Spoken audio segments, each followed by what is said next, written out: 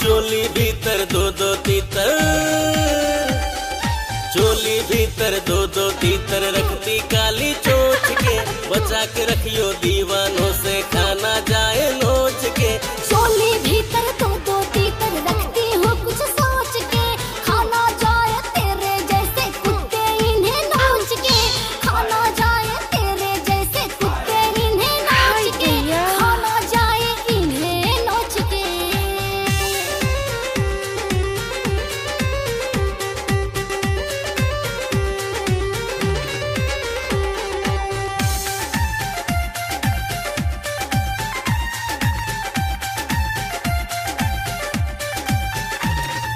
मैं तो पूछूं तुझसे छोड़ी तीतर कहाँ से लाई है, चोली भीतर पालने की किसने सलाह बताई है।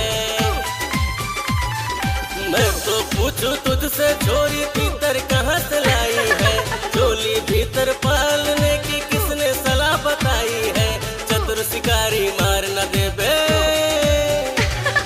चतुर शिकारी मार न देबे झाड़ी में दबोच के। चोली भीतर दो दो तीतर रखती काली चोच के, बचा के रखियो दीवानों से खाना जाए नोच के, खाना जाए नोच के।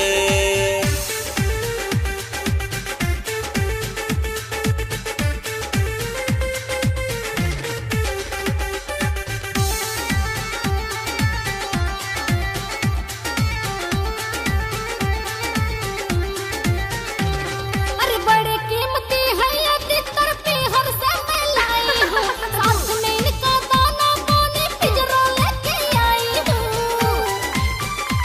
हाँ बड़े कीमती है ये तीतर पीहर से मैं लाई हूँ, साथ में इनका दाना पानी पिंजरा लेके आई हूँ। पीते हैं जब दूध ये, पीते हैं जब दूध ये, मुँह रखती इन्हें पूछ के। चोली भीतर दो दो तीतर रखती हूँ कुछ सोच के, खाना जाए तेरे जैसे कुत्ते इन्हें नोच के, खाना जाए इन्हें नोच के।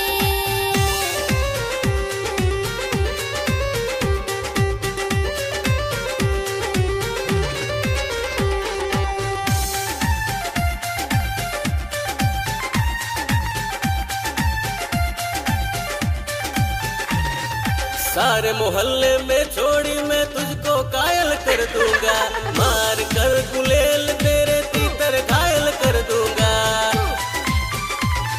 सारे मोहल्ले में